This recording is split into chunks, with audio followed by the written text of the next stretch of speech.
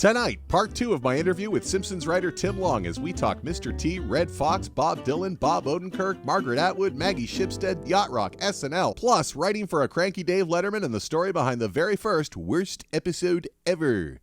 Hey now, thanks for staying up all night with Bob. Tim Long in just 2 seconds. I just want to say real quick, when we recorded this pair of interviews just about a week or so ago, I had not yet seen Poorhouse Rock, which is the Simpsons 33rd season finale, written by Tim, of course brought to you by the brilliant gang of writers over there and showrunner Matt Selman. Just kind of a milestone episode in the history of the show, I thought.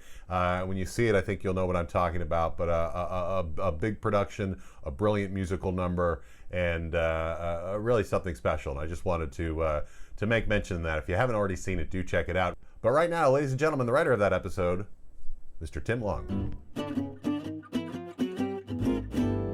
So when were you a head writer on Letterman? 1997 through a little bit of 1998. So the fairly early days of the CBS show. Sure. And you we've talked about it a little bit. I mean, that was obviously a stressful gig and not necessarily the happiest time.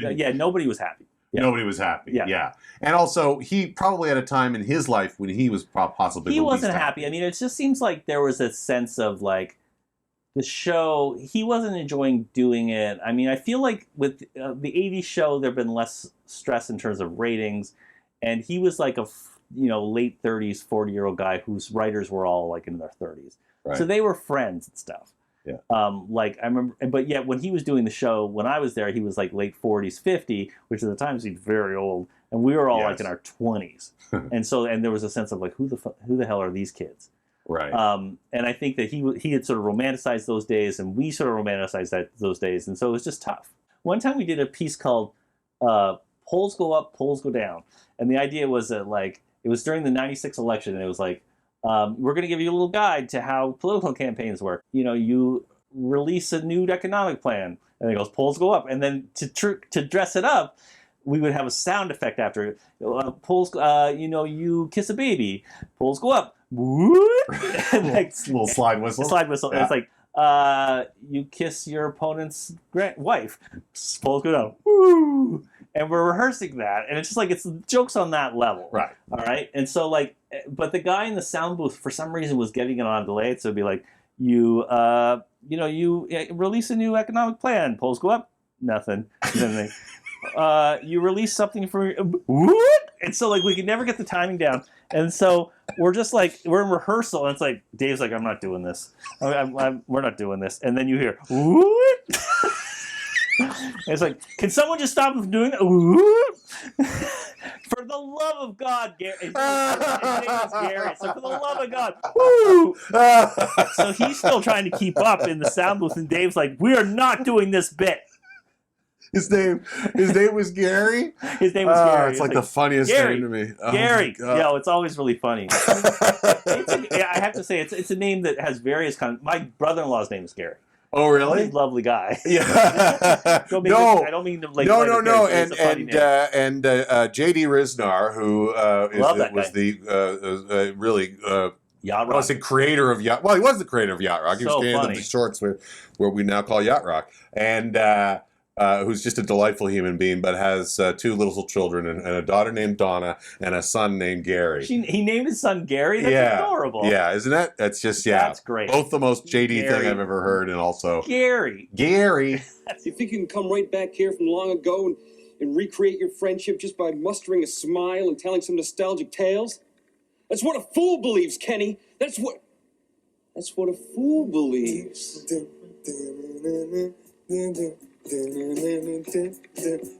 Speaking of like things that you find on YouTube that are hilarious, I just found a clip of Bob Dylan inducting Gordon Lightfoot into the Canadian Juno Hall of Fame. You're kidding. And you should watch it because Bob Dylan, the premise of it is that they do like 20 minutes of like tributes. Like right. Anne Murray, they've got like everybody you can possibly mention in the Canadian entertainment industry, and then and now here to induct him is Bob Dylan, and it's Bob Dylan and peak don't give a shit Bob Dylan, and he comes out and goes, I'm not going to do Bob Dylan, but it's something like, it's my understanding that Gord wouldn't accept this honor until I would do this, until I could induct him, and now I did.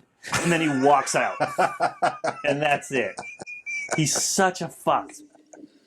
Been offered this award before, but he has never accepted it because he wanted me to come and give it to him. Anyway, he is somebody of rare talent and all that. All right, here he is now, Gordon Lightfoot. Oh my God. And you cut to Gordon Lightfoot with just like, Yeah, you.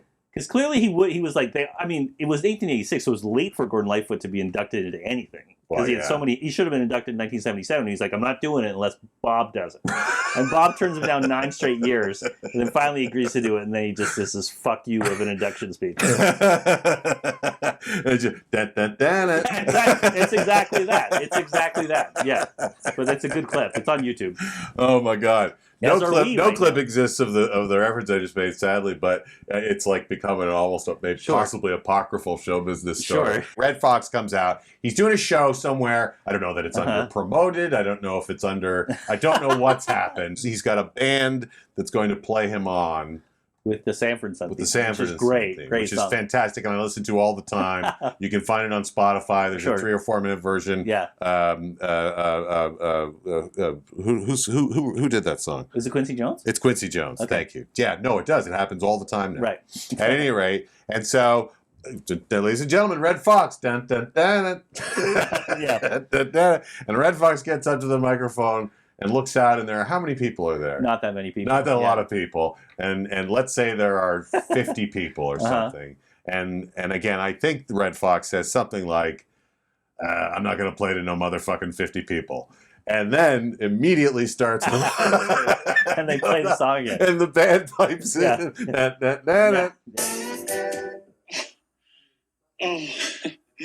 Oh, gosh. You know, I'm not much on speeches, but it's so gratifying to leave you wallowing in the mess you've made. You're screwed. Thank you. Bye.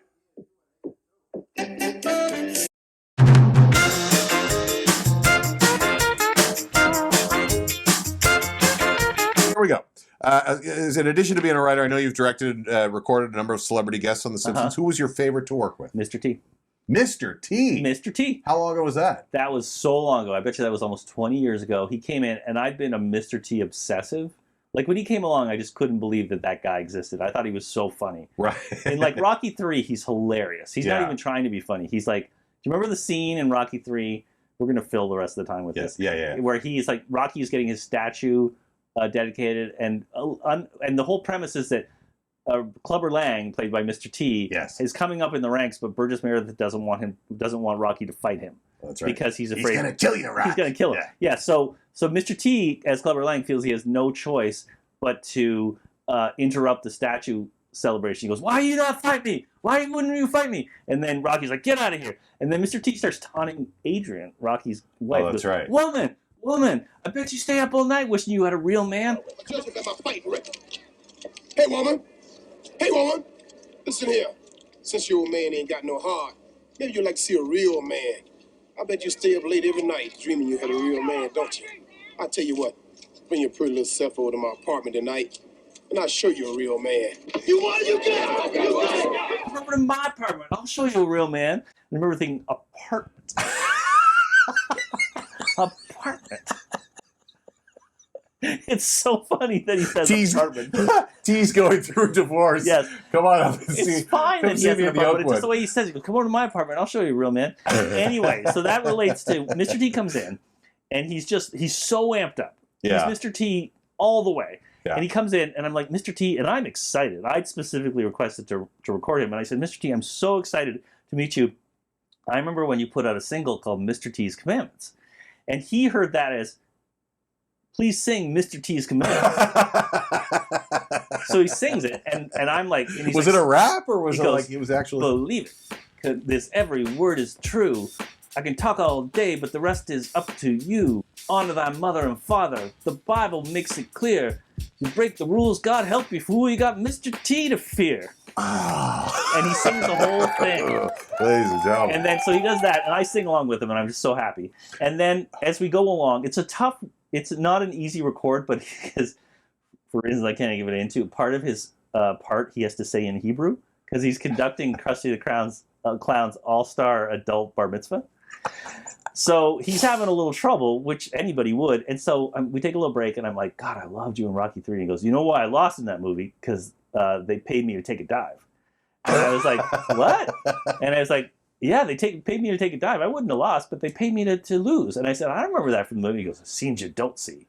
And I said, yeah. And I was like, what? Oh, so he's saying I was going to say, well, there's a difference between getting paid to take a dive and going following the screenplay. But you're saying he's saying that he actually that was part of the storyline at one point. No. Oh. No, because I said, wait a second. How did that work? I don't remember that. He goes, yeah, my mother needed an operation. And if I, and I needed the money, I had no choice but to take a dive. And I was like, what? And I was like, I don't remember that. Scenes you don't see. And I was like, wait, was that in the screenplay at one point? And he goes, scenes you don't see. Let's do this. So he had just invented this backstory in order to justify the fact that he loses at the end of that movie. Oh, wow. Scenes you don't see. Oh, that's amazing. That's amazing. My favorite scene in Rocky 3. So there's him and so now a car pulls up in front of a gymnasium in Los Angeles, and inside the car, a limousine gets out. Rocky gets out his cousin Paulie, and gets out Clubber Lang, or gets out Apollo Creed, who's going to train him in the Clubber Lang. And Paulie now turns to Apollo Creed and says, "I don't understand. What are we doing in L.A.?"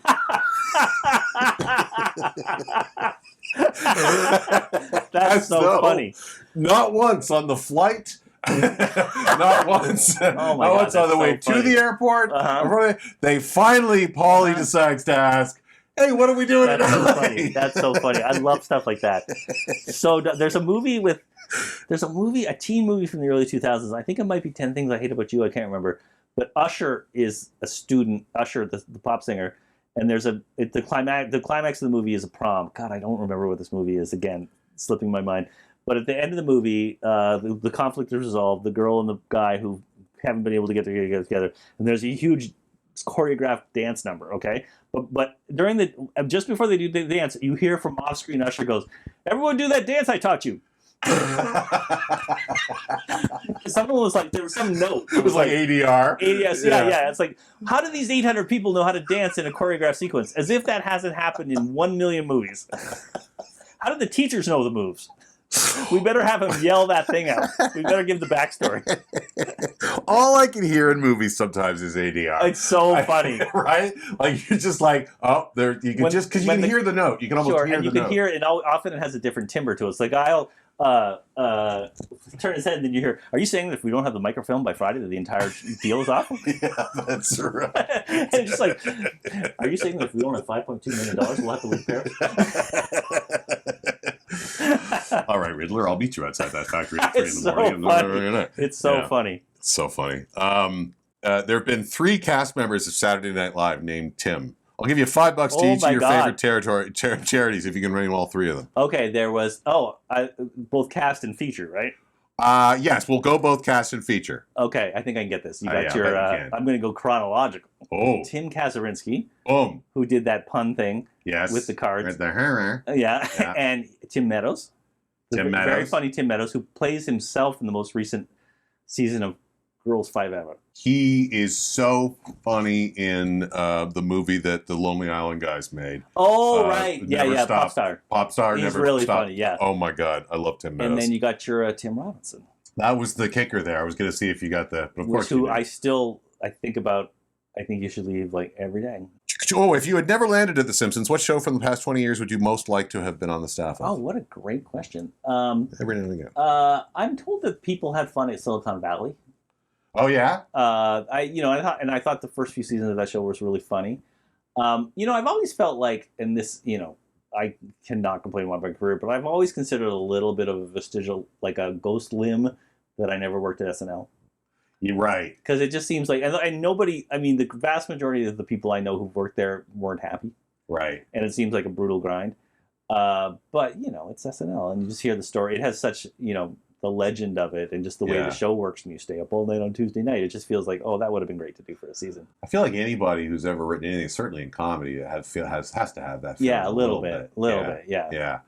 Pineapple pizza, yay, nay? Yay! I think it's delicious. I agree. We got. Do you have a good local here? Yeah, I don't even know what the name of it is because I just moved to the area, but there are a couple places that we really like. Right. Yeah. We like Famous Pizza here in the Valley. Maybe we can get our first sponsor. That'd be great. Wouldn't that be great? Number 6, you must babysit one. Bart Simpson, Ralph Wiggum, or Nelson Muntz? Oh, that's so cute. I think Ralph would probably fall asleep around 6:30, so I think I would go with him. There was an intimation at one point that maybe he was going to like burn the house down or There's certainly we've explored the antisocial side of him. Yeah. But Ralph Wiggum's a hard guy to write for.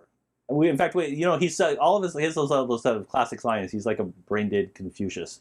Right. My cat's breath smells like cat food, and you can't get too clever with it. It's tough. Flintstones or the Jetsons? Oh gosh, I think I like the Flintstones. I think that's the correct answer. Jerry Lewis or Don Knotts? Don Knotts. Thank you. Number 10, you work on the Foxx lot. Who was the coolest person you ever saw walking around that wasn't doing your show? Person who comes to mind one time. Bill Odenkirk, Bob Odenkirk's brother, was a writer on The Simpsons for a while. Oh, right. And he was great for a long time, actually. And one time at lunch, I'd always been a huge fan of Mr. Show. And I think this was even before Breaking Bad started. I was just walking around, and I saw Bob. I was like nowhere near our office. I was near the commissary. And we're passing each other, and he just points at me and goes, "Writer, where's my brother?" And there were so many assumptions built into that. That was like that I was a writer. Yes. That I knew who he was. Right. And that I knew where his brother was. Right. And they were all correct. Well, also even that you were a writer on the sit, like you totally. Maybe you weren't even on that. He goes, "Writer, where's my brother?" You could just as far away from the office. He's like, "I got that. I'm given." And in fact, I was like, "Oh, I guess I'm a writer now." Yeah. Have you ever met anybody who told you that Saddlesore Gallactica was their favorite episode of The Simpsons? I have, but that is definitely a contrarian opinion. People, Simpsons, God bless them, Simpsons fans have strong opinions about various episodes, and that one has not commanded a ton of love over the years. No, but I always get. But this is the sort of part of it is that it's called Saddlesore Galactica. I think the Jockeys were controversial. The Jockeys were controversial, and I feel like the Jockeys song was not the best song ever. It just felt like it was written and produced by somebody who was mentally ill. Well, here's my question. So that's your first produced script on the show. Is it? I thought you told me it was. Isn't Skinner's Sense of Snow the first one? Oh, maybe I'm wrong. Maybe the Jockeys is. I can't remember. I thought the Jockeys predated that, but Skinner's Sense of Snow, the idea predates Saddlesore Galactica, but maybe Skinner's Sense of Snow is a fantastic episode. I've always been really proud of that one. Yeah. But no, I think you're right. Saddlesore actually predates that one. Yeah. No, I was only curious about it from a personal perspective, like if you at the time, because it became one of those targets for fan rage, and I was like, did you ever think, oh gee, I've fucked this up? No. Or did you think, well, the room, this was a lot of the room, right? It's not like you were doing this in a vacuum. I remember like Mike Scully was like, do you want to write we'd like to do a racehorse episode. And I said, sure, I'll write that. And then we have to like find a third act, and we do this and we do that. And I think I think that third act was like dictated to me. It was like, oh, I know an idea. We can have the jockeys live in an underground lair, and they date supermodels, and they own car dealerships. And I just thought, okay, yeah, great, I'll write that. Number 17, your romantic partner Maggie Shipstead. Great Circle, her novel last year, fabulous novel, shortlisted for the Booker Prize in 2021. What Canadian author won the Booker in 2019? Was it Margaret Atwood? It was. Okay, good. Ding, ding, ding, ding, ding. Book called The Testaments. Yes. I did have to look it up. Okay, good. Nonetheless, Maggie Shipstead will put the cover up, Great Circle, if you haven't already. Available at finer bookstores. And also a new book of short stories, which she's just published since then. On Tuesday. She's a machine. Coming out on Tuesday? It just came out. What's the name of that? It's called You Have a Friend in 10A. You Have a Friend in 10A. Yes. Number 18, time in your life when you were the most nervous. Probably early days at Letterman. Probably every day in some capacity until I was about 10 years into therapy. Since you mentioned therapy, do you think you kind of like, I'm projecting what I would do in that situation. Do you think you kind of parentified him a little bit? My therapist? No, David Letterman. Oh, a little bit. Yeah, absolutely. Yeah. Because he was such an influence. Like, I was just thinking about you and me. Like, how could you, like, guys of our age, we just worshipped him. Yeah, how could you not? How could you not? Yeah. Time in your life when you were the happiest? I'd say right now. Right this second, doing this. Up All Night with Bob. Doing the Up All Night with Bob show. And finally, the most important question of all, someone's making a Starbucks run. What's your order? I'm going to get a venti latte with regular milk. You'd think I would end 20. You think 20 would be a big question? No, I like that. Where do you want to? No, it's a comfort question. Yeah, it's a comfort question. I'm going to ask you one more question because I always like to get this on the record. What was the first thing you remember thinking was funny when you were a kid, like on TV and the movies? Oh gosh, that I thought was really, really funny. Do you remember Mr. Jaws? I'm sure I laughed at something on TV before this, but there was a novelty record that came out in the wake of the success of Jaws, where the premise of it was that this guy was interviewing Jaws. Okay? Right. And the premise, I think what they did with the answer, Mr. Jaws would respond with clips from hits of the day. So it'd be like, Mr. Jaws, you seem to be hurt when you hit that boat. But what did you say to yourself when that happened? He goes, big boys don't cry. You know, the introduction from 10cc's I'm Not in Love. Repurpose lines from pop songs and put it into this record, so that's what Jaws was saying.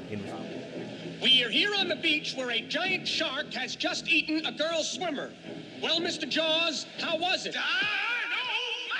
And you remember, like, when you were a kid, you're like, everyone's going to think this is funny as funny as I do. Yeah. And I brought it into my first grade class, and I made them play it, and it died. Oh, no. It died. Nothing. I was like, I was like, so many lessons from that. One of which was I was like, this is the funniest thing. Yeah, don't oversell it. Don't oversell it. And also, don't assume anyone knows anything.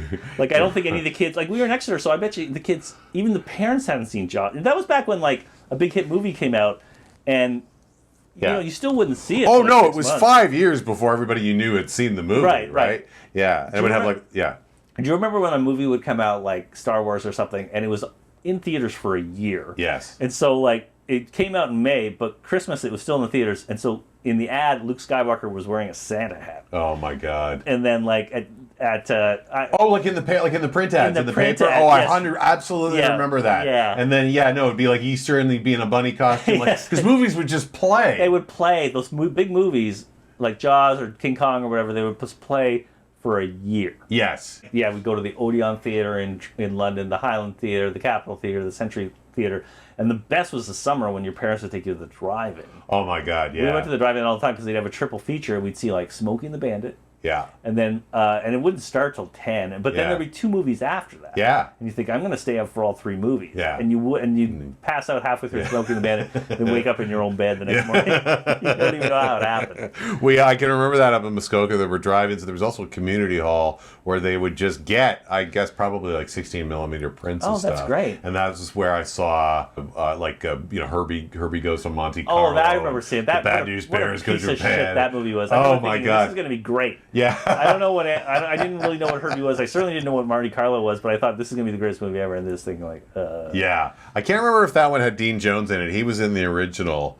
I think it was. I worked with Dean Jones later, years later. You did? Oh, but he was doing back when I was a publicist for Garth Drabinsky's defunct theater company. Showboat, and he was one of our Captain Andys. There were 3 tours of it on the road. Wow! But the Showboat that was in Toronto that holiday was with Dean Jones and Cloris Leachman. No way. Yeah, and I worked with Cloris was kooky and Everyone crazy, loved her, really fun, unbelievably fun. But yeah, no, Dean was this really handsome guy. He did a lot of Disney movies in the late '60s, and once you kind of know who he is, you see he crops up a lot. Oh, you totally recognize him. You know, he also shows up in that's great. Is there's a documentary of the cast recording of Company. Oh yes, I've seen that. He plays Bobby. Because he plays Bobby in the show. And so he's in the cast recording and he's great. But he leaves. Apparently, he left the company not that long after that because he was going through a painful divorce, and also I believe because he became a pretty significant Christian. Well, he did, and what happened was I was in the back of this limousine with him, and we were doing something at a TV station well outside of the city limits. I think it might have been like the Home Shopping Club or something. Like we were with the merchandising department had twisted my arm to we'll get Dean out there. We're going to sell these Showboat tree ornaments. Oh no! And so he went along with it, but we're in the thing, and he starts telling me about his life as a star, and And Rob, and I was, and he had a kind of a Jimmy. He did kind of sound like Jimmy Stewart a little bit. And he said, I was an alcoholic, and I drank, and the womanizing, Rob, the hundreds and hundreds Really? and hundreds of women. That's and he's telling me amazing. this, and I'm just like, yeah, really, Dean? Yeah. Tell me, do you still have any of those turtlenecks? Can I borrow one? And So and then he gets to the point where he goes, and finally one day I woke up on the floor of a motel. I didn't know where I was. I was naked. I was drunk. But that's when things changed for me. And he goes, Rob, have you accepted Jesus Christ as your own personal Savior? Yeah. And I was like, Jesus, is this car moving? Or like, because we were in a snowstorm. Oh, right. And we were stuck dead. And I was like, it was like an hour after that of just nonstop. And I was like, please get back to the drinking and the womanizing. Right. Well, I just I played it soft and I soft pedaled. I was like, well, I was raised in the Protestant church. I'm not terribly religious, but what do? You just kind of hear them out. Your and you do all the thing. Happy. But about 6 months later, we were down in like Tampa or something like that. And there was a contractual thing that in each city, Cloris and Dean would trade top billing, depending on what city we were in. So in let's say Tampa, it was in the contract that Dean would get top billing over Cloris. But the guy who programmed the pixel board in front of the theater doesn't know that. Oh, no. And so he's typed starring Cloris Leachman and Dean Jones. And Dean comes to me about 10 minutes before curtain and goes, Rob, there's not going to be a show tonight. Oh my God, really? What? And so he takes me out into the theater and he shows me the thing. I said, Dean, I understand. I'm sure the guy who programs the pixel board didn't know that. He's just some front of house guy. Yeah. We'll get it taken care of. And of course, so I did, and he did go on. But I was like, where's your Messiah now there? Right. Yeah. Wow. Anyway, that's my Dean Jones story. God bless you on this day, Tim Long. Thank you for coming out and doing this. This has been it's an unalloyed pleasure. It has been an unalloyed pleasure for me as well. And when we get some alloy, I'll call you back up. And we'll, fantastic. But thank you. I really appreciate it. Thank you for having the coordinated outfit. It's not that this had gone unnoticed by us. We just haven't decided not to mention it. For the sake of our own dignity, we've shown up in the same Canadian ensemble. No, exactly. But anyway, no, thank you very much, and we'll look forward to the 30. Well, assuming I get this edited in time, and maybe I will. This coming Sunday night. It's an extravaganza. I'm so excited. Yeah, no, that'll be fun. It'll be good. The season finale. What's the name of the title? It's called Poorhouse Rock. There we go. With Hugh Jackman and heartthrob Robert Reich. Good night, everybody. Thank you.